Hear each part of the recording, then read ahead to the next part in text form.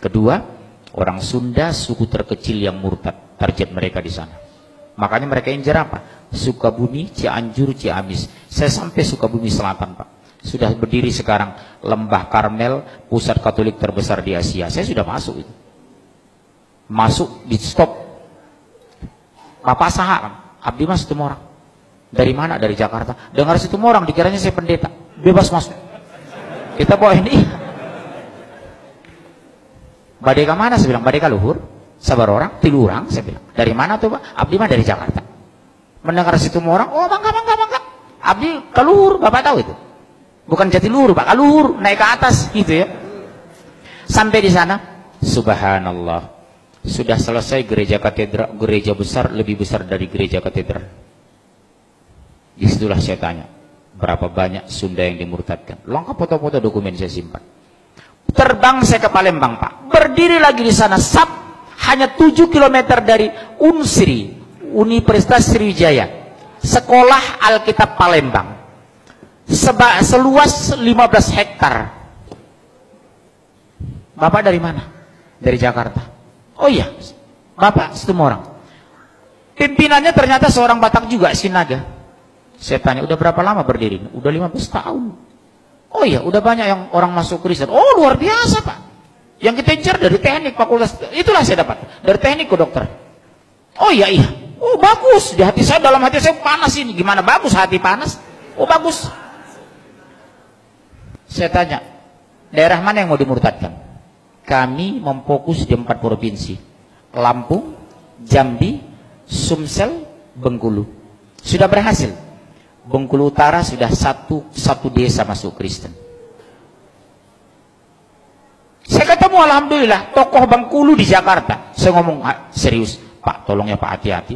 Bengkulu salah satu daerah yang akan dimurtadkan di Sumatera sebagian selatan, Sumbaksel. Luar biasa Pak. Lihat yang di Jawa Barat itu, Danu Khalil Winata, pendeta Danu Khalil Winata, pendeta Muhammad Solehin, pendeta Luqman Sardi, pendeta Lisa Odah. Saya bingung lihat umat Islam. Saya angkat ini nyaris tidak ada yang peduli.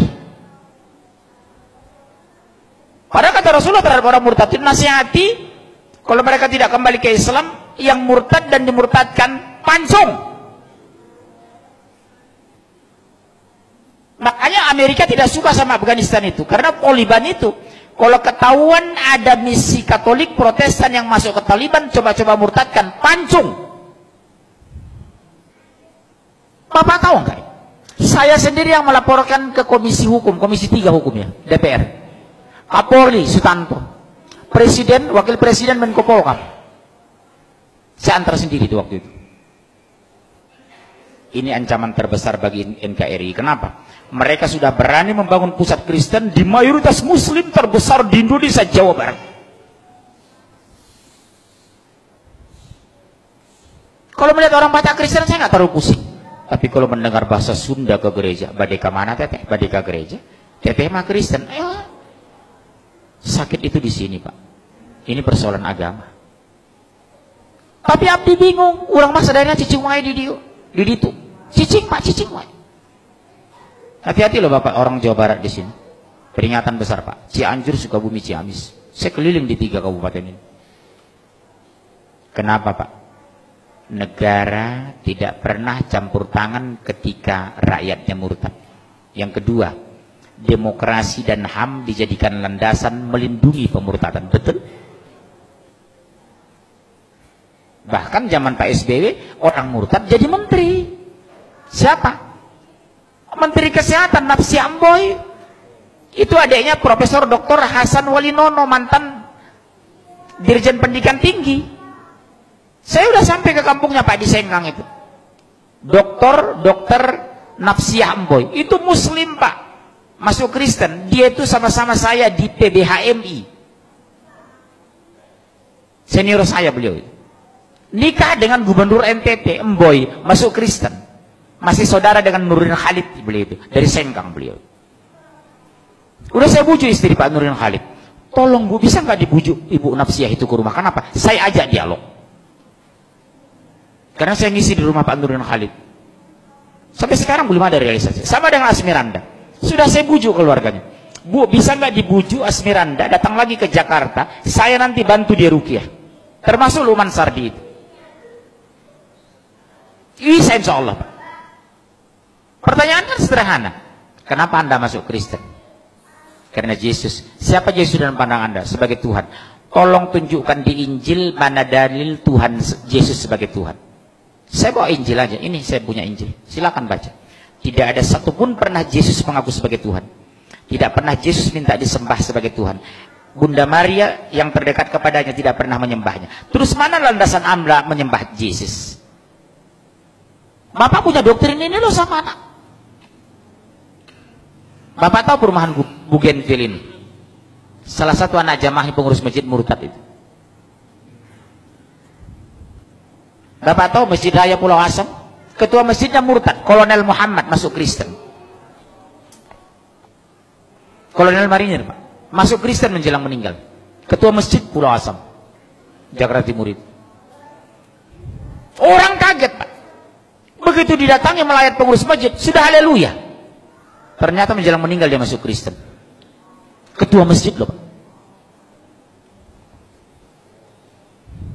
Bilang apa gitu? Makanya sekarang penguatan di akidah di rumah tangga luar biasa nomor satu. Satu diantaranya apa? Dekatkan anak kepada Al-Quran. Enjoykan anak dengan Islam. Gembirakan anak ke masjid. Jadikan masjid pusat pembinaan anak Islam. Sekarang maaf. Begitu seriusnya kita di sini orang tua. Jujur, kemana anak-anak muda kita? Kenapa tidak hadir di sini? Jujur, ayo. Kalau anak saya paksa ke masjid ikut saya. Subuh itu anak-anak kecil saya bangun itu jam 4. Bangun ya nak, kita ke masjid ya nak, bangun nak, bangun. Nanti kalau terlalu capek kamu, habis dari masjid tidur ya nak. Tolong jawab ayah lo nak. 1 menit pun ayah tidak bisa masukkan kamu ke surga lo nak, demi Allah. 1 detik pun ayah tidak bisa mengeluarkan kamu dari neraka. Yang membuat kamu masuk surga kalau Allah ridho sama kamu lo nak, demi Allah nak. Doktrin saya seperti itu. Ke masjidnya anak, bujuk anak ke masjid, banguni dengan kelembutan. Sekarang mas, apa? Berapa banyak, maaf, masih ada waktu ini? Demi Allah, Bu, berapa banyak kita bangga anak kita pintar matematika tapi tidak bisa baca Al-Quran? Berapa banyak alumni S2 dari Jerman tidak bisa mensolat jenazah?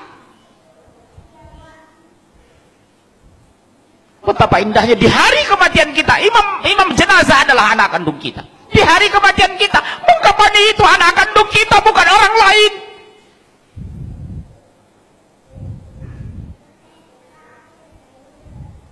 Saya pergoki, Pak, demi Allah, jamaah saya 9 sekeluarga, semua orang kaya, 5 laki-laki 4 perempuan. Di hari kematiannya sibuk nelpon saya, tolong Ustadz carikan yang memandikan ibu kami. Subhanallah. Betapa sakitnya hati seorang ayah di hari kematiannya, anak menjadi penonton. Betapa indahnya hati seorang ayah di hari kematiannya, membuka busananya anak kandungnya, memandikan anak kandungnya, imam jenazah anak kandungnya. Makanya kata Rasulullah, orang yang paling berhak terhadap jenazah adalah ahli warisnya, saudara senasabnya. Sab pertama anak dan mantu kita.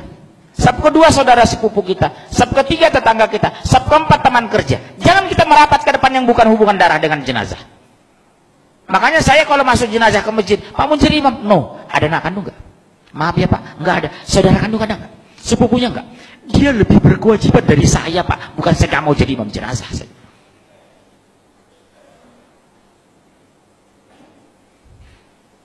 Hati-hati loh Pak sekarang. Silahkan S2 ke Jerman, S3 Swedia, tapi basic agama harus kuat. Apa yang kita banggakan nanti di hari kematian kita, Pak? Anak menonton jenazah kita, subhanallah.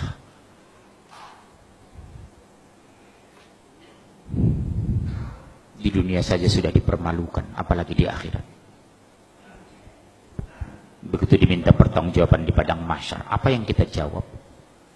Anak tidak bisa Al-Quran, sholat banyak tinggal. Hampir di semua pengajian yang melibatkan anak-anak, saya tanya jujur, nak, kelas berapa nak? Seperti